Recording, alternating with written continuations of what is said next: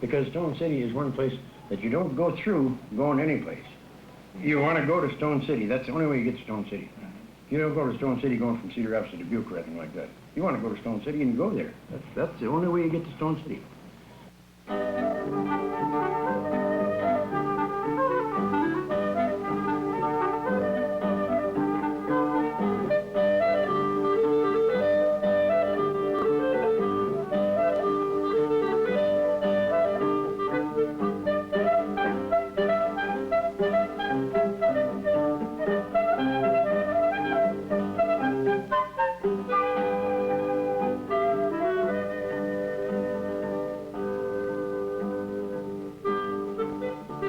Although often seen as only a sleepy riverbank community, Stone City has played an important role in the history of the state of Iowa as a center of limestone quarrying, as well as the site of an extraordinary artistic experiment whose goal was to foster the development of a unique Midwestern style of art.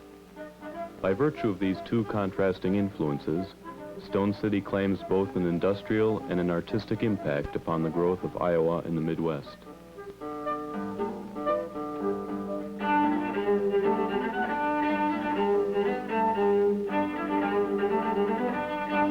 Located in the peaceful valley of the Wapsipinicon River in Jones County, to the northeast of Cedar Rapids, Stone City is largely a product of the rapid westward expansion of the railroads in the middle of the 19th century.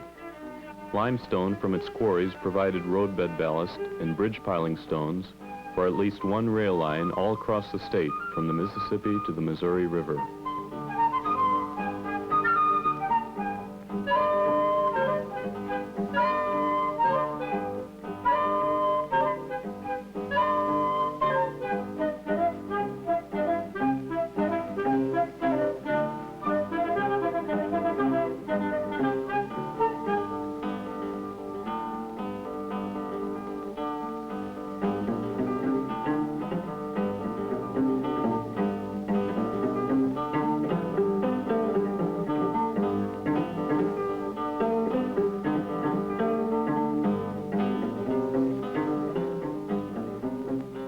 Today, Stone City, with fewer than 100 residents, is a tiny community of striking contrasts.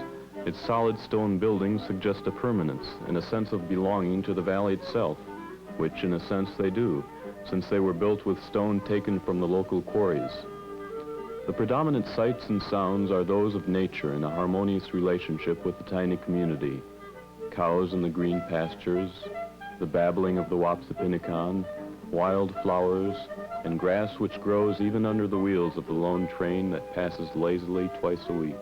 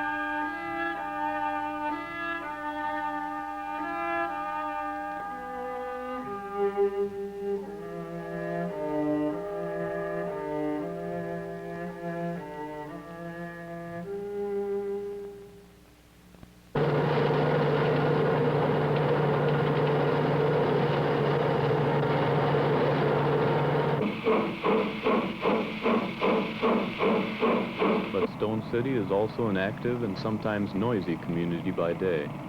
The din of heavy machinery occasionally echoing through the valley tells the visitor that the town's peaceful appearance is deceptive. Limestone is still being taken from the surrounding hills, although the quarrying itself has been moved underground into mines that resemble enormous honeycombs. On weekdays, Stone City often sounds like a bustling industrial community, and although much of the activity is unseen, the results are evident as truckload upon truckload of rock lumbers slowly up the steep grades leading out of the valley. In the evening and on weekends, the community again settles down to the sounds of crickets and wind in the trees. This contrast between frenetic activity and natural tranquility has always been an integral part of Stone City's identity. And throughout its history, men have been attracted to this little valley precisely because of the economic prosperity offered by the quarrying industry, as well as the aesthetic beauty offered by the peaceful rural environment. Not long after the purchase of the Louisiana Territory, settlers began to move westward across the Mississippi River into the rolling land of what is now eastern Iowa. The Army first quarried stone from the banks of the Wapsipinicon for use along the military road between Dubuque and Iowa City. By the early 1850s, several men had set up small, independent quarrying operations, using horses and wagons to haul the large limestone blocks out of the valley. But it was the railroad replacing the horse and wagon that brought the first real prosperity to the area. By 1870, the quarry industry began to boom along the Wapsipinicon. Henry Dearborn was the first quarry owner to use the railroad extensively to expand his operations, which were located on the north side of the river. He was quickly followed by John A. Green, a young and flamboyant entrepreneur who opened his Champion Quarry No. 1 on the south side of the Wapsipinicon.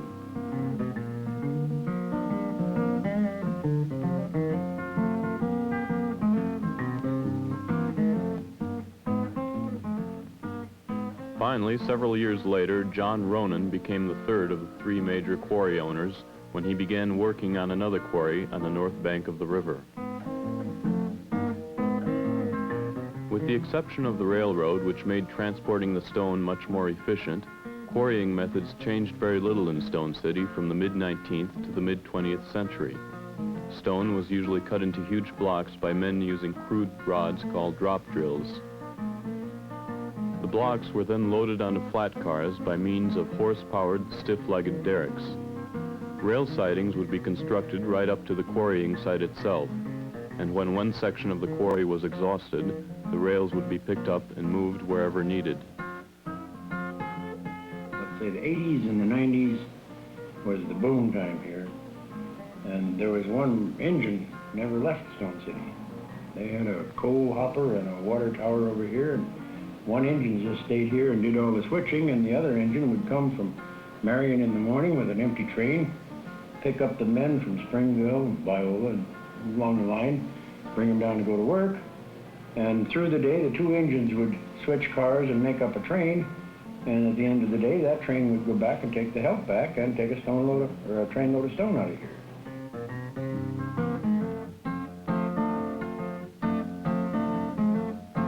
This map illustrates the growth of the land holdings of the three major quarry owners during Stone City's boom years. John A. Green's land is represented by the green coloring, while Henry Dearborn's holdings are shown in red, and John Ronan's in brown. By 1895, the three men held title to most of the land along the Wapsipinicon.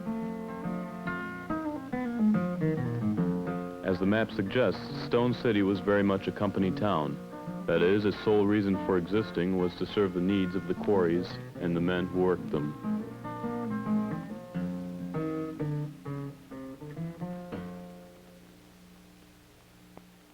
An abiding optimism in the future of the quarry industry prompted the quarry owners to build increasingly larger and more intricate stone structures.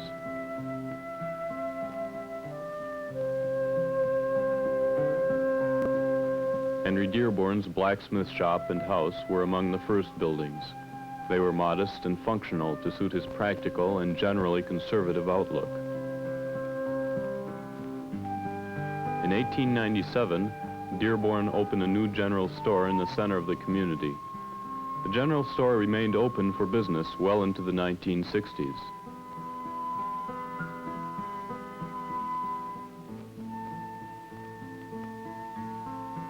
In contrast to Dearborn's practical conservatism was the lavish style of John A. Green. His magnificent stone mansion symbolized his undaunted optimism about the future of the town he is generally thought to have founded.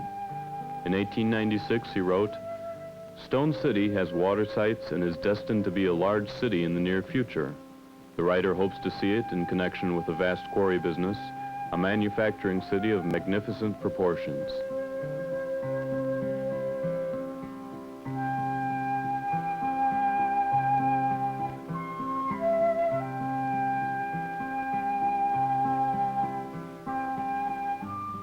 In addition to the mansion and its several outbuildings, Green built a huge 3-story stone barn for the horses that worked in his champion quarries. But his most daring gamble was the construction, in 1893, of Columbia Hall, an immense stone structure containing an opera house, 50-room hotel, and a general store. Named Columbia Hall after the Columbian Exposition of the same year, its stage played host to, among others, Tom Thumb and Jenny Lind.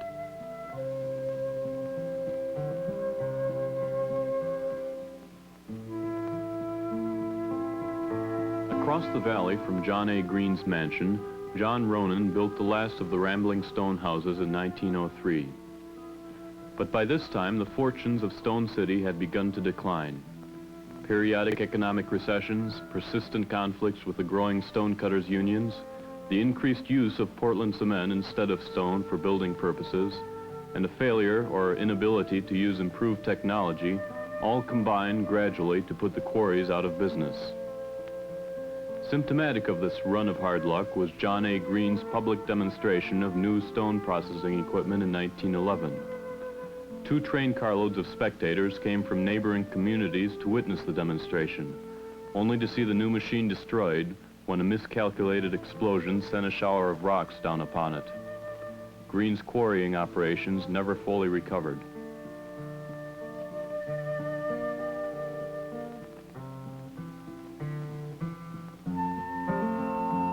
But Green and other quarrymen, perhaps prophetically, contributed generously to the construction of St. Joseph's Church in 1913, the only building in town designed by a professional architect. The church, in a sense, symbolized the final memorial to the once thriving community and the men that helped build it.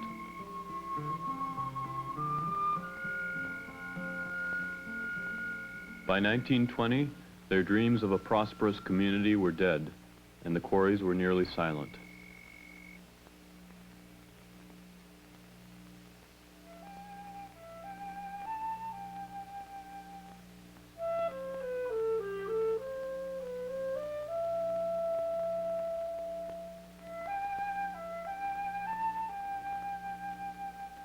During the 20s, while Stone City slept, an artist who was born and raised in eastern Iowa was developing a unique style and philosophy of painting that he would one day bring to the small community on the Wapsipinicon.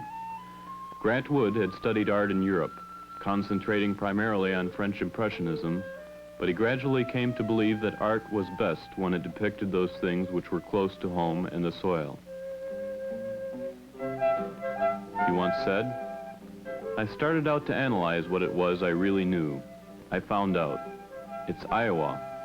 I realized that all the really good ideas I'd ever had came to me while I was milking a cow."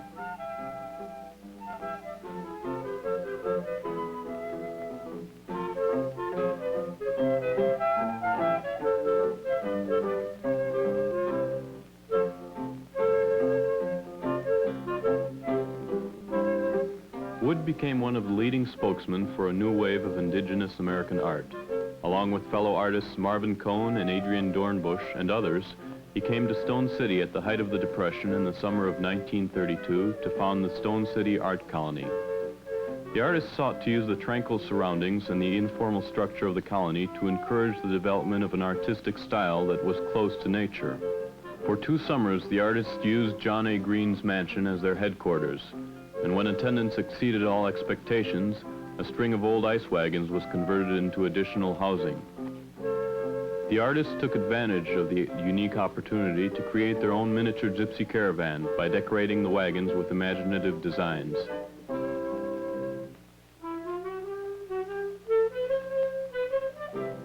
The reputation of the art colony grew as other noted American regionalist artists such as John Stuart Curry and Thomas Hart Benton gave their endorsement to the artist community. A few noted newspapers hailed the Stone City experiment as an emerging center of a truly Midwestern style of art. But after its second summer, the colony had to close for lack of operating funds.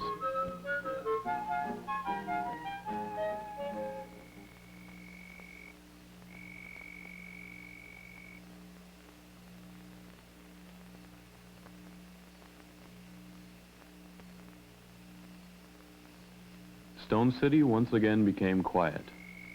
That is, at least until a great gold scandal of 1934.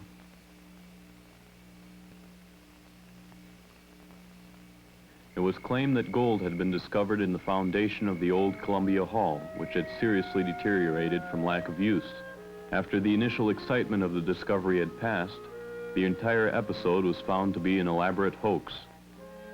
As if to add insult to injury, Columbia Hall itself, once the pride of Stone City, was dismantled 2 years later in 1936.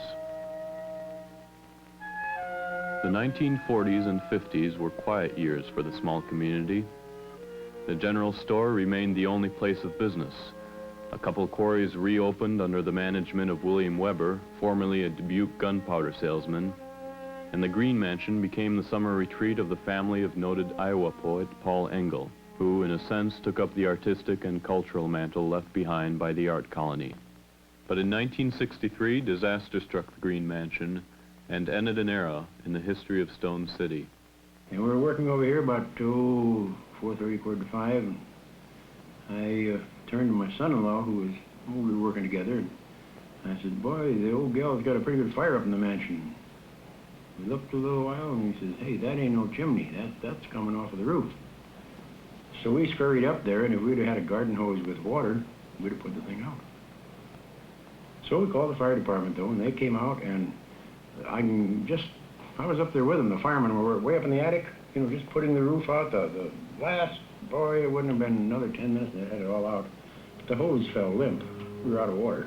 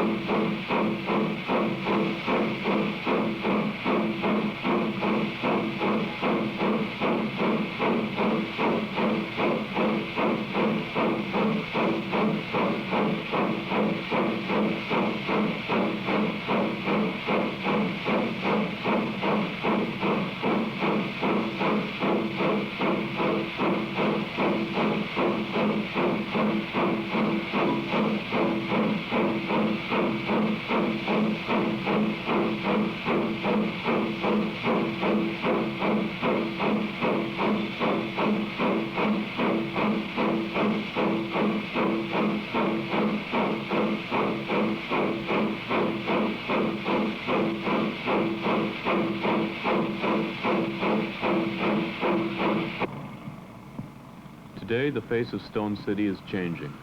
The sound of heavy machinery is prominent during working days, and the quarry business is flourishing once again. The resurgence of industry in Stone City is largely due to one man. William Weber began quarrying here in partnership with another man in 1952. At that time, many of the same techniques used 3/4 of a century before were still being employed. Weber believed that the earlier quarries went out of business because they failed to adapt new technology that would have made quarrying less expensive.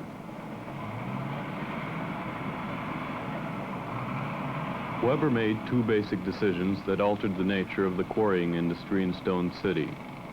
First, he decided to use machinery in all phases of the quarrying operation, where his predecessors had instead employed scores of men. Second, he decided he would go underground to mine the best grade building stone. This eliminated the expensive and wasteful practice of stripping off 60 feet of topsoil and inferior stone to reach the high-grade dolomite underneath.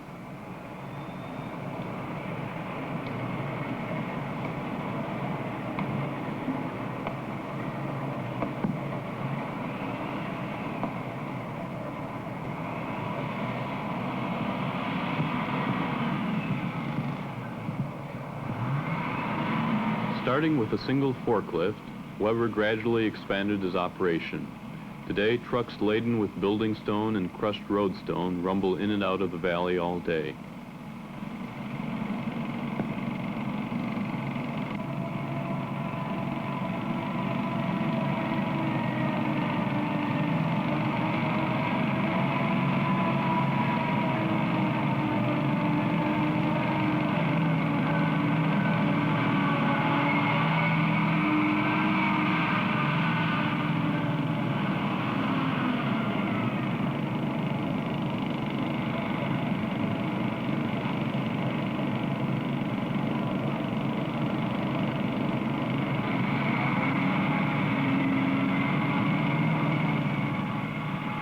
Unlike the boom years from the 1870s to the 1890s, though, when as many as 1,400 men worked in numerous quarries, today fewer than 24 men run the machines that process many tons of stone each day. The stone itself is put to different uses today than it was in the earlier years. No longer are large blocks used as foundation stone for buildings and bridge abutments, but rather decorative facing stone for buildings and, of course, crushed rock for roadway ballast. Heavy trucks now carry the stone where before it was transported from the site by rail.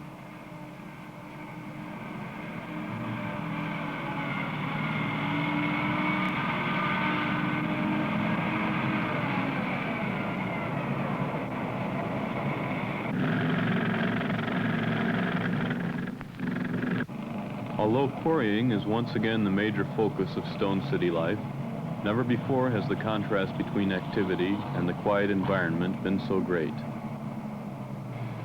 We've had days here when we had as high as 30 trucks hauling out of this quarry in one day.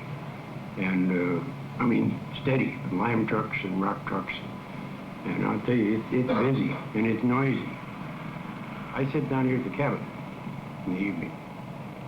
And such a contrast to the day. Days are noisy. Even coming out of that mine, there's noise coming out of the mine. But in the evening, this is the most peaceful valley I've ever seen. Birds sing. Once in a while you see a deer swim the river. Just beautiful.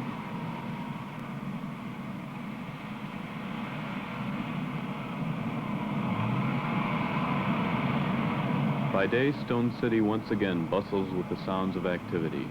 But by evening, those sounds give way to the chirping of the crickets, the sound of the wind in the trees, and the babbling of the Wapsipinicon.